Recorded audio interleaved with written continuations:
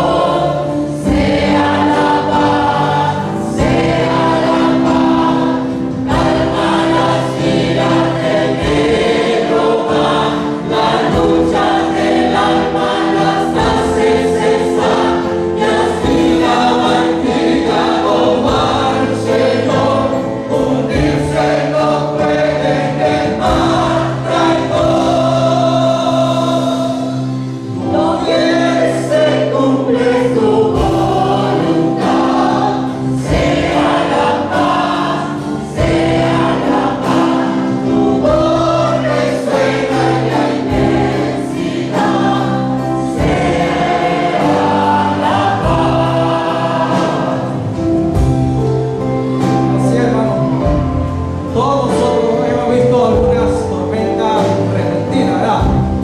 En nuestra vida. Y pensamos que todo va mal, que vienen enfermedades, problemas en el trabajo, problemas en la familia. Y nos agobia ese problema. Y nos olvidamos que hay un Dios grande y todopoderoso que está sobre todas las cosas, sobre los problemas. Fallamos la fe. Esta persona que escribió esta canción, esta hermana, ella también pasó un momento bien difícil. Se le murió a los padres de una grave enfermedad. Quedó con su hermano. El hermano también se enfermó de lo mismo que los padres. Se tuvo que separar de su hermana y a otro lado a tratarse de sus quebrantos. Pero allá peoró donde estaba y murió. Esta hermana se puso mal. Clamó: Señor, ¿qué he hecho yo? ¿Qué he hecho yo para merecer esto? Yo te sirvo, yo te amo, y me pasan todas estas cosas. Pero Dios le habló a través del Espíritu Santo cuando leyó este versículo, Marcos 4:25, sobre la tempestad. Que el Señor está en medio de esta tormenta. ¿Cuánto lo cree así? El Señor está en el problema de cada uno de nosotros, está en medio, ayudando, fortaleciendo, dando la fuerza. El Señor nos dice: ¿dónde está tu fe? Como le dijeron a los discípulos: ¿dónde está tu fe? Tenemos que tener esa fe grande y agarrarnos fuertemente de la mano del Señor, porque cada día vemos cosas o pasamos cosas horribles, pero estando con Jesús, Él nos saca y nos ayuda y echamos adelante. ¿Cuántos le dicen amén? Así que no la reflexionó y le dio la gloria de Dios, y comprendió y entendió. Y siguió la tercera estrofa.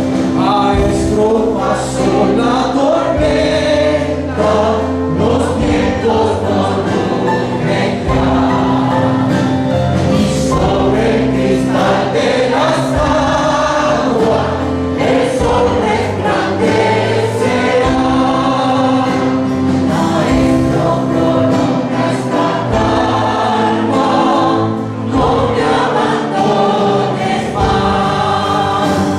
Soy en los abismos contigo.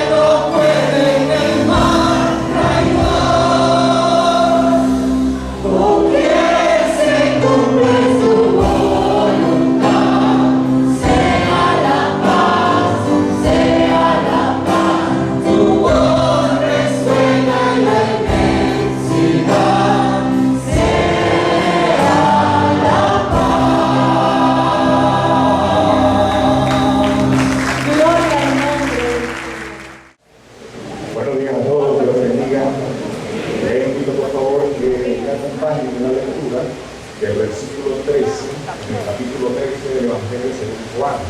Evangelio según Juan, capítulo 13. Y vamos a estar leyendo el versículo 13.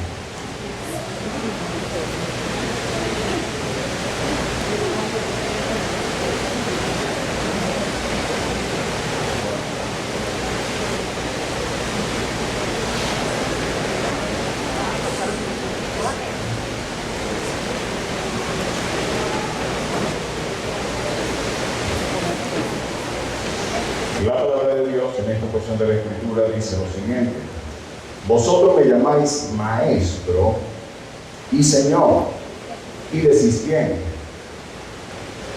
porque lo soy.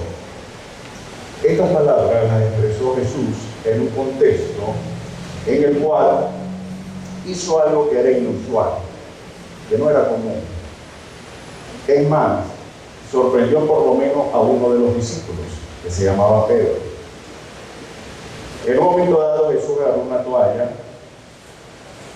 y un tobo con agua y empezó a lavar los pies de los discípulos. Y digo que no es común porque es como que ahorita los líderes o el pastor agarraran un tobo, agua, jabón, una toalla, le desamarraran y descalzaran sus zapatos y empezaran a lavarle los pies. Estoy seguro que más de uno se sorprendería.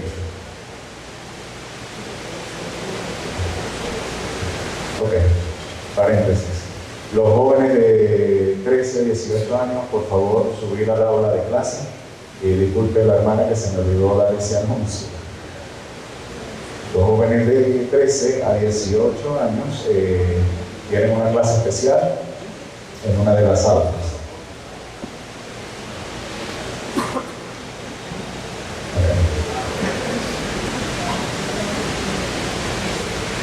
Bien, cerramos el paréntesis y continuamos. Estoy seguro que más de uno se sorprendería. ¿Por qué? Porque no es algo común, no es algo habitual. Y a más de uno quizás no le daría pena que nos vean los pies. Sin embargo, eso lo hizo el Señor. Y en aquel momento, el que una persona agarrara la toalla, porque ahí la Escritura especifica que no fue que agarró y se la puso en el hombro o en el cuello, o sea, la agarró y se la colocó de una forma muy característica en esa época, significaba que esa persona estaba cumpliendo la función de un esclavo. Eso era lo que significaba. El tomar la toalla de esa manera y hacer lo que hizo el Señor, le estaba diciendo a los discípulos: ahorita yo les estoy sirviendo a ustedes como un esclavo. Pedro se sorprendió de forma natural y normal. Y inmediatamente le dijo: Señor, no, yo no voy a permitir que tú me laves los pies. No lo voy a permitir. Entonces el Señor le tuvo que explicar el propósito por el cual Él lo estaba haciendo. Entonces Pedro comprendió, pero se fue al otro extremo. Después que no quería que le lavaran los pies, le dijo al Señor: no, ahora Señor, lávame entonces todo completo, de los pies a la cabeza. Y el Señor tuvo que volverle a explicar: no, Pedro, solamente los pies. Jesús no lavó los pies de sus discípulos con el único fin de promover la amabilidad, o en este caso, el buen trato entre ellos. Tenía una meta mucho mayor, que era extender su misión sobre la tierra después que Él se marchara. Es decir, los estaba preparando, capacitando, enseñando para que ellos hiciesen esa labor, porque Él pronto no iba a estar con ellos en sentido físico.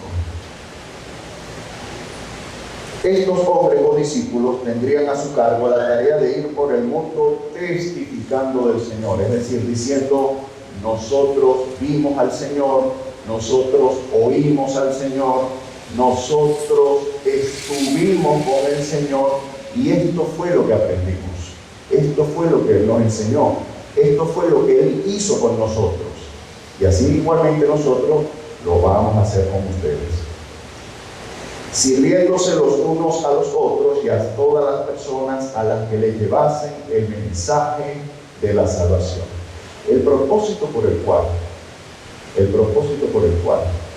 tenemos la palabra de Dios, el propósito por el cual hemos creído, el propósito por el cual nos estamos congregando y el propósito por el cual nosotros nos hacemos llamar cristianos, es que tenemos la esperanza firme y segura de que va a haber salvación. De lo contrario, todo esto sería mal. El propósito de Jesucristo fue venir a salvar lo que se había perdido. Y ese es el punto central de toda la Escritura. De hecho, el propio nombre de Jesús significa el Salvador. Y Cristo significa el Mesías o el enviado, es decir, la persona que Dios envió al mundo para salvar. Ese es el punto central de toda la enseñanza bíblica, la salvación del ser humano. Previo a esta enseñanza, esta es una serie de enseñanzas que es Conociendo a Jesús. Se habló acerca de Jesús como el Salvador de los pecadores. Esa fue la primera enseñanza hace 2 domingos. El domingo pasado se predicó acerca de Jesús como Señor. Y en la mañana de hoy estaremos enseñando acerca de Jesús como Maestro. ¿Qué fue lo que enseñó Jesús? ¿Cómo actuó Él como Maestro?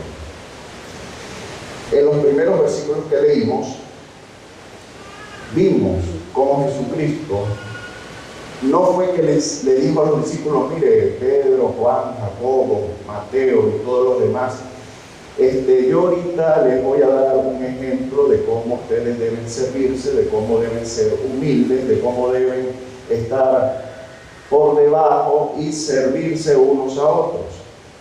Pudo haberlo hecho así. Sin embargo, en muchas de sus actuaciones, el Señor primero actuó. Es decir, hizo algo y luego explicó lo que estaba haciendo como parte de la enseñanza. Y eso fue lo que hizo acá. El Señor primero tomó la toalla, tomó el agua y le lavó los pies. Y después les explicó por qué lo estaba haciendo. Esa fue una de las estrategias, de las formas que vemos cómo el Señor se mostró como maestro ante los discípulos y también ante las personas que lo estaban oyendo. Vayámonos o ubiquémonos o acompáñenme en el Evangelio según Mateo, capítulo 23, versículo 8, y vamos a leer el otro versículo que corresponde a la enseñanza de la mañana de hoy. El primer Evangelio, Mateo, capítulo 23. Y nos ubicamos en el versículo 8. Dice este texto: pero vosotros no queráis que os llamen rabí. La palabra rabí es una palabra hebrea que significa mi maestro. Si fuese solamente rabí, significara maestro, pero al agregarle la i al final, indica que lo está haciendo de manera personal. Entonces, aquí lo que el Señor está diciendo: no procuren que a ustedes lo llamen mi maestro, porque uno es vuestro maestro, y en mi versión aparece la palabra maestro con la M mayúscula, y luego nos dice quién es el maestro, el Cristo, y todos vosotros sois hermanos. En esta oportunidad, la enseñanza que corresponde a este versículo sucedió después de una de las predicaciones o de una de las enseñanzas más extensas que tenemos del Señor Jesucristo en la Biblia. Se conoce como el Sermón del Monte. Y en esa ocasión, el Señor no solamente enseñó, sino que también tuvo una cierta disputa con personajes que eran autoridades religiosas de su época. Eran personas que tenían conocimiento bíblico, eran personas que tenían la responsabilidad de instruir al pueblo en los caminos del Señor.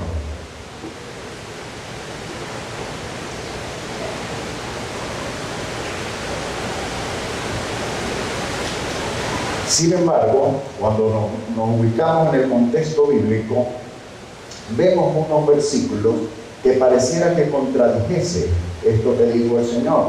Por ejemplo, en 1 Corintios, capítulo 12, versículo 28, y esto lo hago tomando en relación lo primero que estuvimos hablando en Juan 13:13, cuando el Señor les dijo, yo les estoy dando ejemplo, ustedes tienen que hacer lo mismo. En 1 Corintios, capítulo 12, versículo 28, dice, y a unos puso Dios en la iglesia, primeramente apóstoles, luego profetas, y lo tercero, maestros. Es decir, que el ministerio de enseñanza es un ministerio que es bíblico e instituido por el Señor.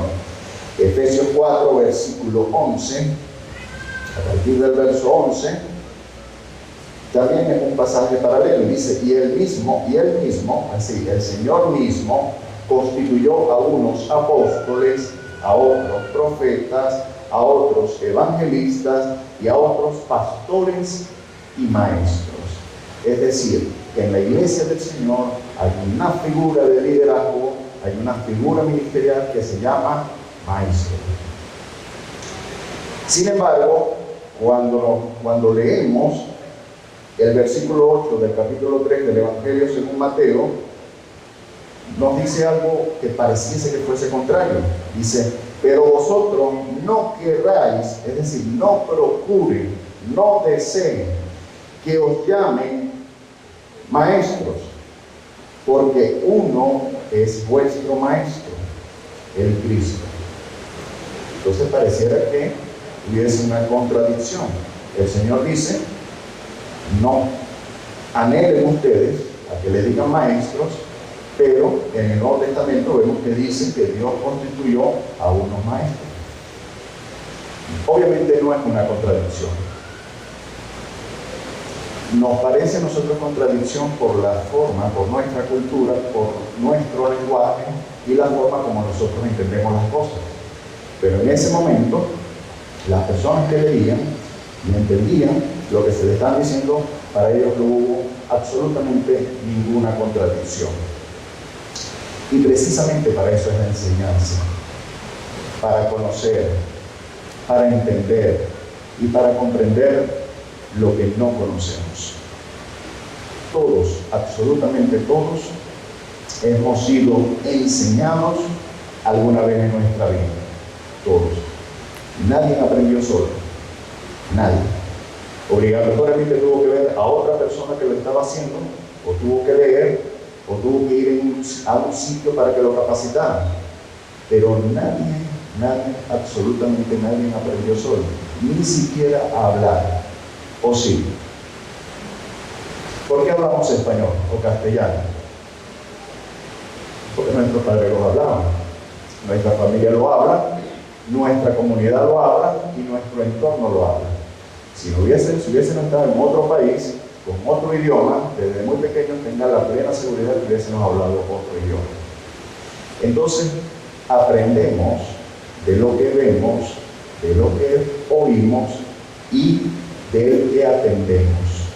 Porque obviamente una persona tuvo que haberse encargado, o por lo menos ser nuestro modelo, nuestro patrón o nuestro líder para que nosotros hayamos hecho eso. ¿Quién aprende a hacer cualquier profesión? ¿Quién aprende a ser médico solo? ¿Quién aprende a ser contador solo? ¿Quién aprende a ser electricista solo? ¿Quién aprende a ser mecánico solo? ¿Quién aprende a ser carpintero solo? ¿Quién aprende a ser costurera sola? Es más, algo tan sencillo. ¿Quién aprende a hacer una arepa sola? Si nunca hubiera visto cómo se hacía, que se agarraba la harina, se le echaba el agua, se preparaba el curare y todo eso. Entonces aprendemos viendo, imitando recibiendo instrucciones de otras personas. Y la palabra de Dios no es una excepción a eso. La palabra de Dios nos muestra que esa es la forma como nosotros somos formados. Desde el Antiguo Testamento le fue dicho al pueblo de Israel que los mandamientos, los preceptos, las instrucciones debían repetirlas continuamente a los niños, pero de forma continua. Es más, especificó cuando se levanten, cuando estén en la casa, cuando estén fuera de la casa, cuando lleguen a la casa y cuando se vayan a acostar. Nunca debían ellos apartar la enseñanza de la verdad de sus vidas. Parte de nuestros éxitos y de nuestros fracasos se debe a la buena educación o a la mala educación que hayamos recibido. Parte de lo que hacemos, sea bien o sea mal, se debe a eso, a la forma como pensamos, a la forma como entendemos y a la forma como actuamos. Y eso, como dijimos anteriormente, lo hemos aprendido. A alguien se lo dimos. A alguien se lo dimos. A alguien quisimos imitar. A alguien nosotros dijimos, bueno, yo quiero ser como esta persona. O inconscientemente empezamos a hablar como esa persona, a tener ciertos gestos como esa persona. Porque el ser humano necesita tener alguien que lo guíe para él imitarlo y seguirlo. Incluso, recuerdo yo que un jugador sobresaliente de fútbol una vez confesó, porque le preguntaban que cómo él había desarrollado ese estilo de juego. Entonces todo el mundo pensaba que iba a decir un jugador famoso de su país. Y sorprendió porque él dijo, no, yo desde niño me gustó mucho cómo jugaba Ronaldinho. Y, veía la forma como él jugaba y de niño yo dije, cuando sea adulto, yo voy a jugar así. Entonces vemos que no es algo que es propio de nosotros, sino es algo que nosotros adoptamos, aprendemos o imitamos de los demás.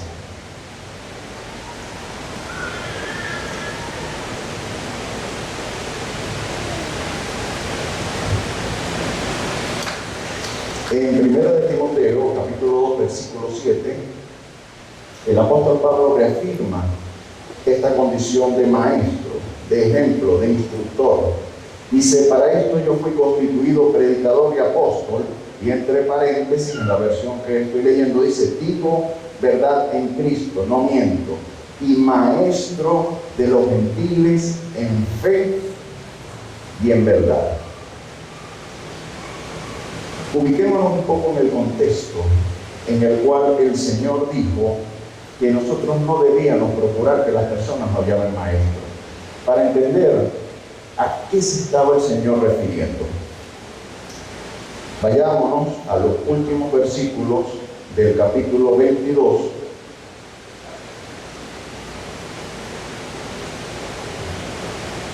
La versión que estoy leyendo tiene como subtítulo una pregunta sin respuesta, y nos vamos a ubicar en el versículo 41, Mateo capítulo 22, versículo 41.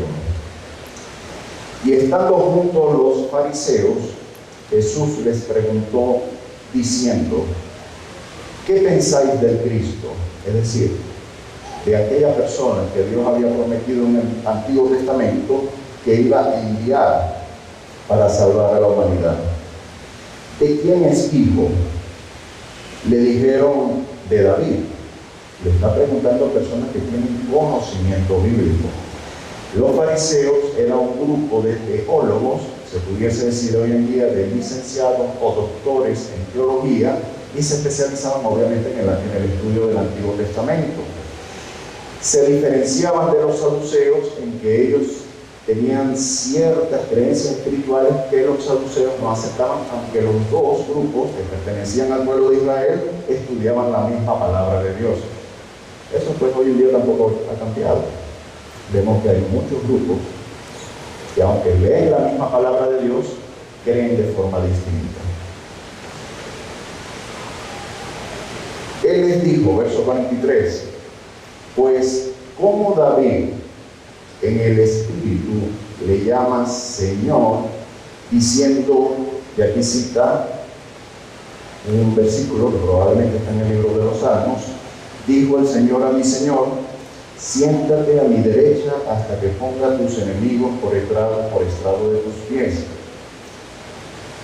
Verso 45, pues si David le llama Señor, ¿cómo es su hijo? ¿Cómo es su hijo? Para que más o menos entendamos nuestro contexto. ¿Cómo David le va a llamar hijo a Jesucristo si le está diciendo a Jesucristo papá? Eso es más o menos para ubicar en nuestro contexto. Entonces, eso lo escucharon los fariseos. ¿Y cuál fue la reacción de ellos? Verso 46. Y nadie le podía responder palabra, ni osó alguno desde aquel día preguntarle más. Vieron, con Jesucristo no podemos.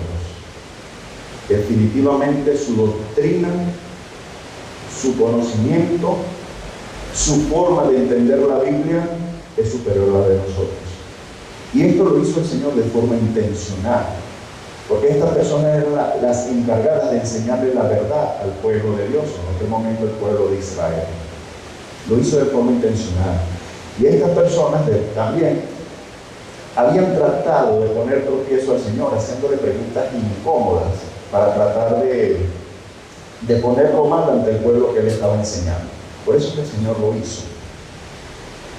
Luego en el capítulo 23 continúa, después que todos quedaron callados, nadie supo cómo responder, nadie se atrevió a decir algo.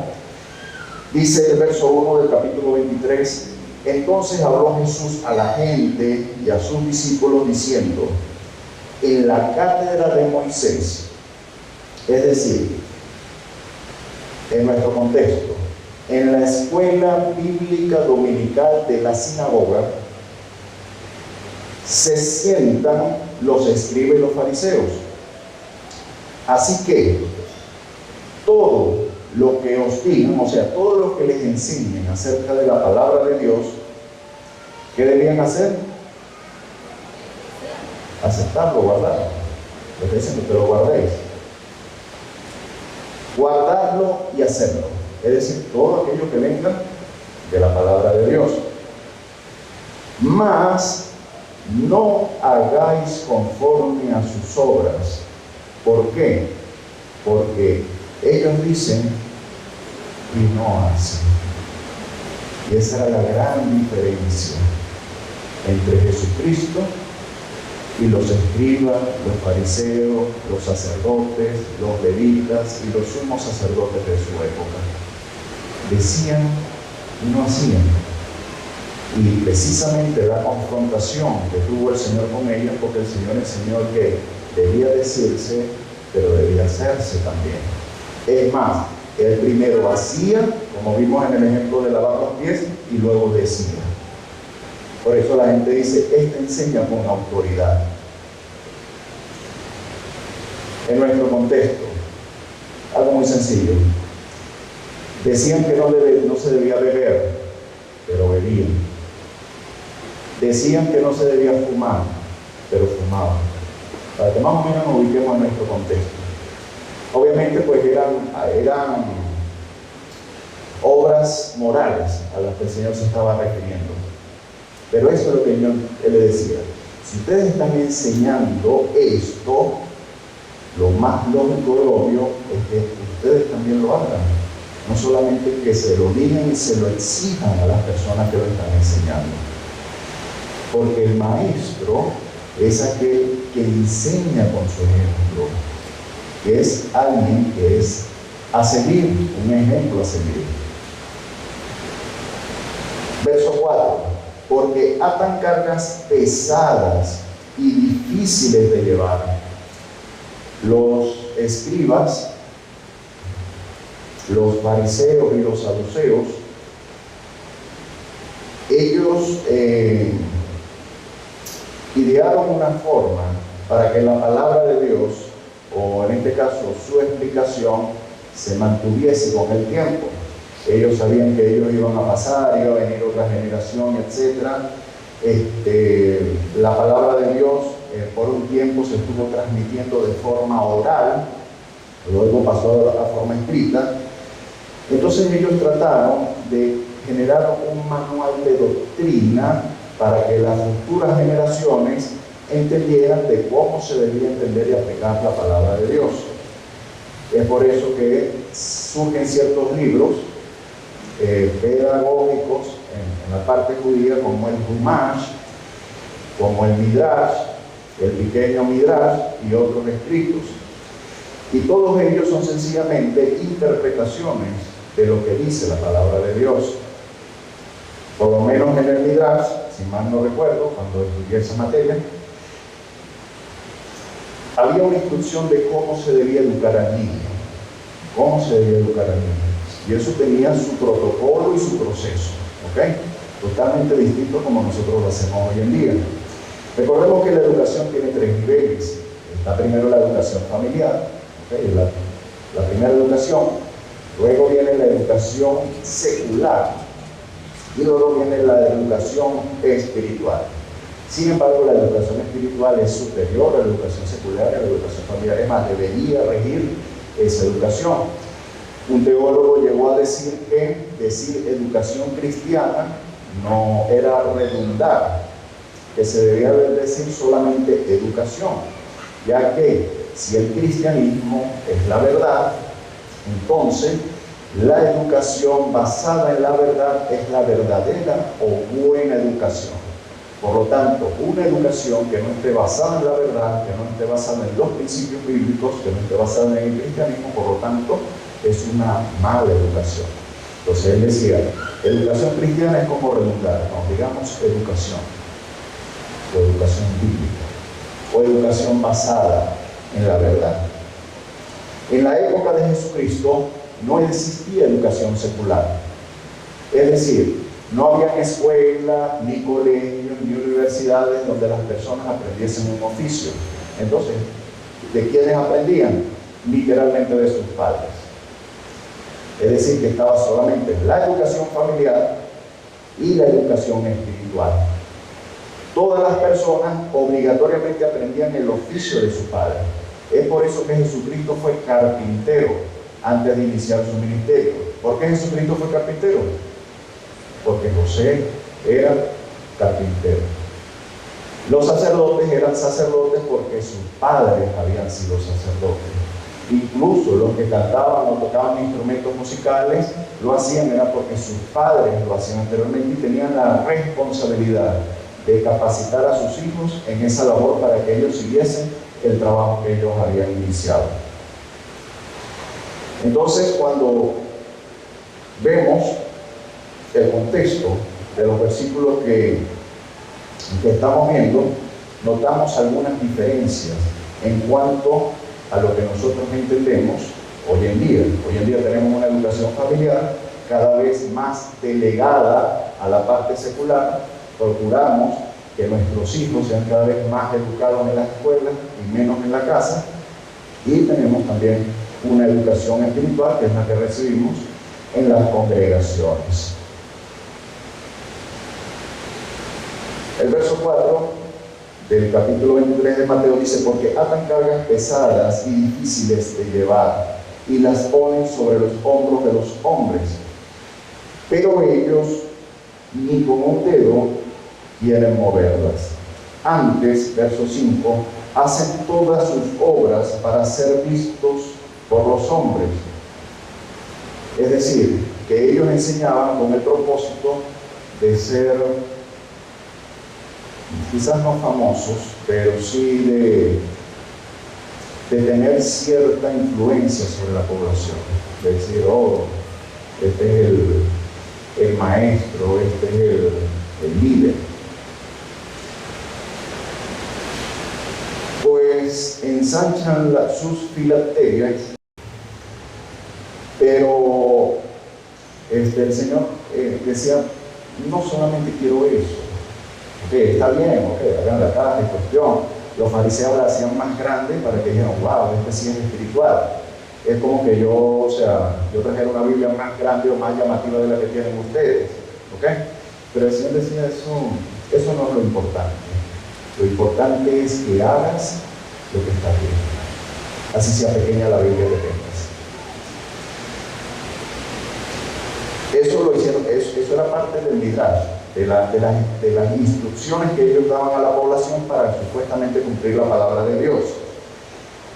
Cuando el hijo era varón, la enseñanza era exclusivamente del padre después de los 5 o 6 años de edad. El padre se encargaba del niño para instruirlo y educarlo. Y cuando era la niña, obviamente, de la madre. Ellos tuvieron una ventaja que para leer y escribir, el texto que ellos tenían era la palabra de Dios. La primera vez que el niño salía de su casa a la sinagoga, el padre tenía que quitarse su manta,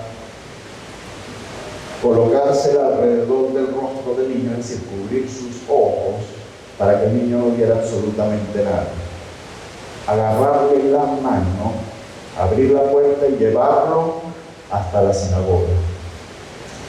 Al llegar a la sinagoga, el padre retiraba la manta del rostro del niño, se acercaba el rabí o el maestro de la sinagoga, lo sentaba frente a una copia de la Torá, de la Biblia, y le empezaba a enseñar las letras.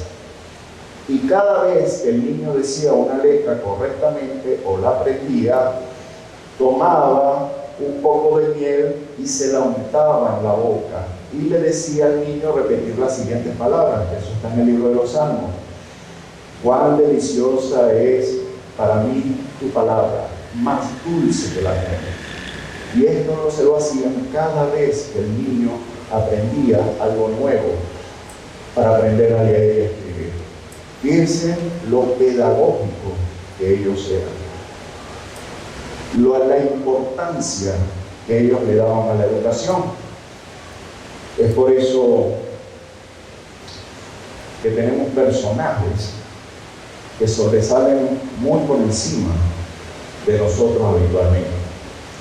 Y no fue por casualidad, fue porque Dios utilizó a alguien para instruirlo y para capacitarlo. Por ejemplo, Timoteo en el Nuevo Testamento no dice que él tenía fe por casualidad.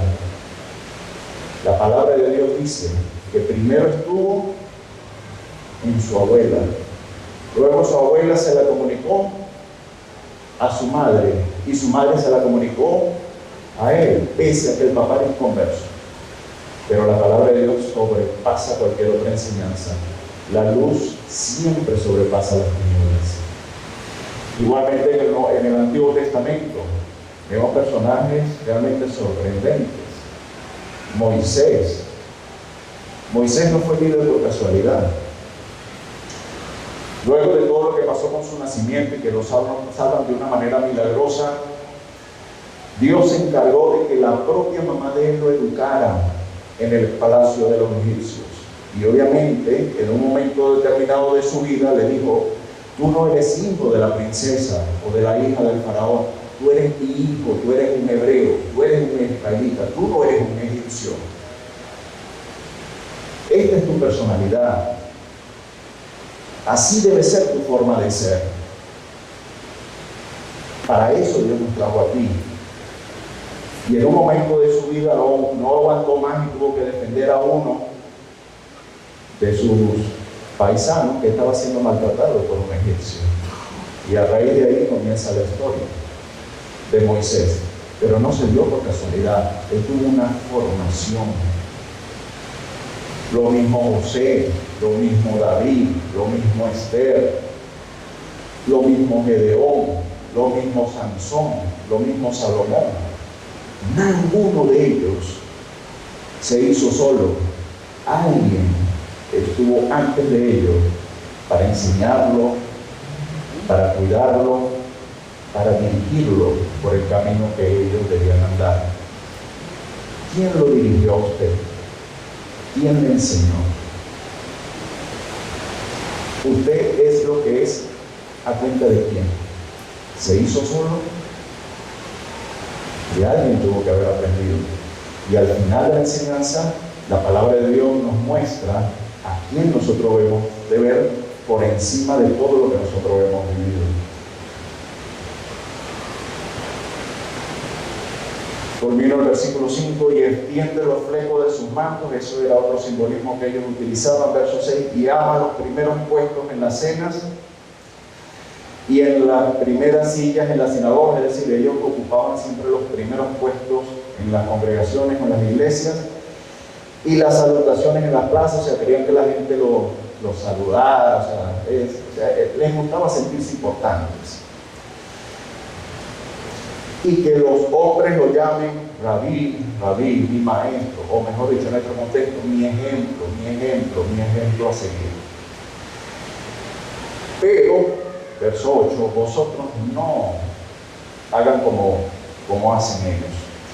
No querráis que os llamen mi maestro, porque uno es vuestro maestro, el Cristo, y todos vosotros sois hermanos. Y no llaméis Padre vuestro a nadie en la tierra, porque uno es vuestro Padre, el que está en los cielos. Y vuelve a reafirmar el concepto de maestro. Fíjese que de Padre nombra una sola vez, pero ahorita vuelve a nombrar la figura del maestro. Ni seáis llamados maestros. ¿Por qué lo hace? Si ya lo había dicho. Era sencillamente para reforzar la idea, la importancia de lo que él estaba enseñando en ese momento. Ni seáis llamados maestros, porque uno es vuestro maestro. Vuelve a repetir, ¿quién? El Cristo. Quizás ustedes han escuchado que cada vez que se predica, el Espíritu Santo o Dios está hablando a través de la predicación. Probablemente lo habrán escuchado en la televisión o en la radio. Muchas personas que enseñan o predican la palabra de Dios se atribuyen el decir que en ese momento Dios está hablando. Y eso es un error. Eso es un error. Porque lo que estamos parados aquí somos simplemente seres humanos. ¿Okay? Que Dios, por su misericordia, nos utilice es algo distinto. Pero estamos propensos a cometer errores, sean de forma consciente o sea de forma inconsciente. La palabra de Dios ya fue escrita. Esa sí es divinamente inspirada y decimos que es la revelación especial de Dios. Esto sí es la palabra de Dios. Y lo que nosotros hacemos es hablar, enseñar y explicar de la palabra de Dios. Es muy distinto a decir que Dios está hablando. No sé si notan la diferencia. Entonces, cuando el Señor les decía que no se llame maestro, pero en las cartas encontramos que está el ministerio de maestro, el maestro cristiano, bíblico, es aquel que no se cree Dios, sino que al todo lo contrario, enseña la palabra de Dios. Es muy distinto, es muy distinto. Los fariseos tomaban el lugar de Dios. Es más, lo que ellos hacían como doctrina, lo ponían incluso por encima de la palabra de Dios. Y lamentablemente vemos a veces ciertos programas, ciertas personas, ciertas denominaciones que hacen así, que sus costumbres o su forma de vivir el Evangelio lo ponen por encima de la palabra de Dios. Y eso es un error.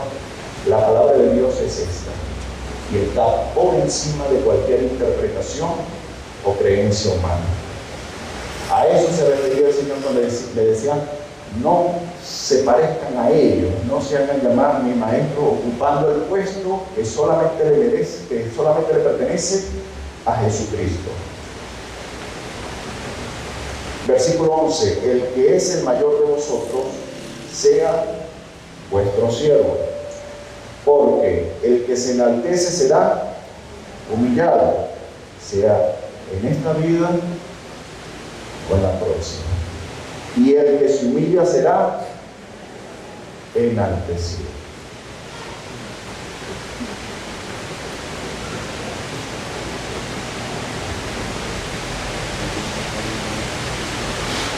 Antes de culminar,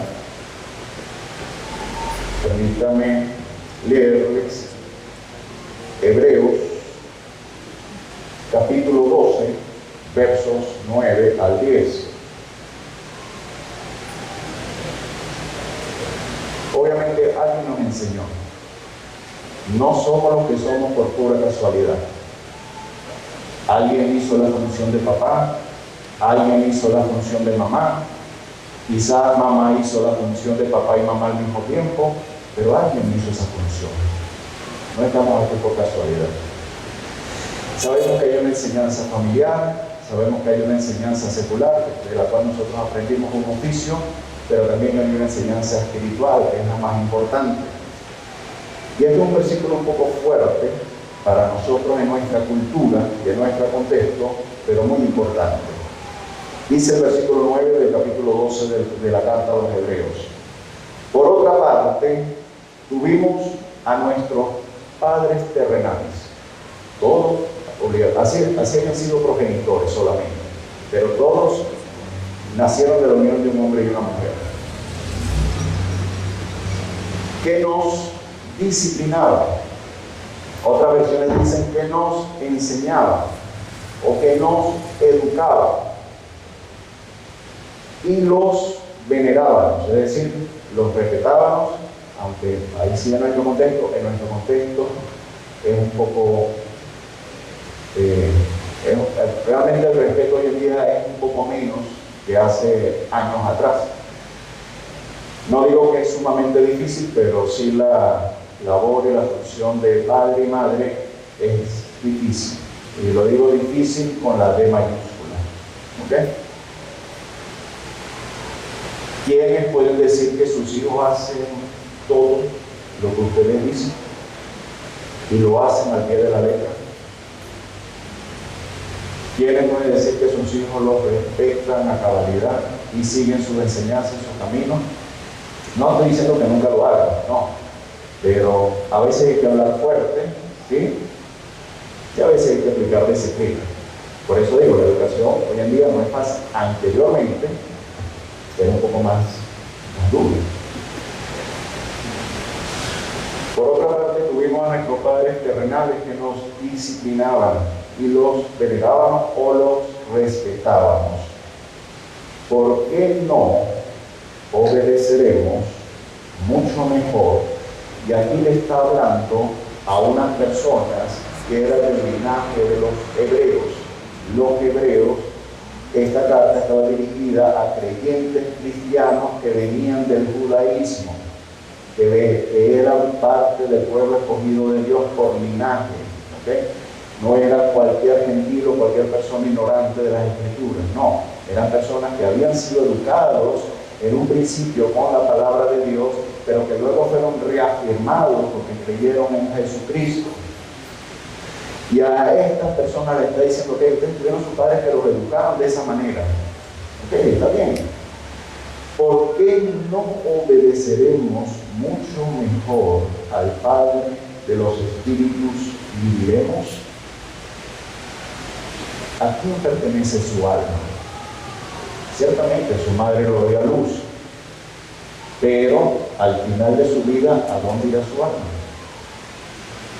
Y aquellos, refiriéndose a nuestros padres terrenales, ciertamente, ¿por cuántos días? ¿Por cuántos días? Por poco. Es decir, hasta que usted cumplió mayoría de edad o se fue de su casa. Ciertamente por pocos días nos disciplinaban, nos educaban, nos instruían, como a ellos les parecía. Pero es decir, Jesucristo, para lo que nos es provechoso, para que participemos de su concepto de salvación, que es la santidad. Esa es la enseñanza bíblica. Hacia allá debe apuntar nuestra mirada, seguir ese ejemplo, llenarnos de eso y de la misma manera nosotros enseñar a nuestros hijos. Que el Señor les bendiga.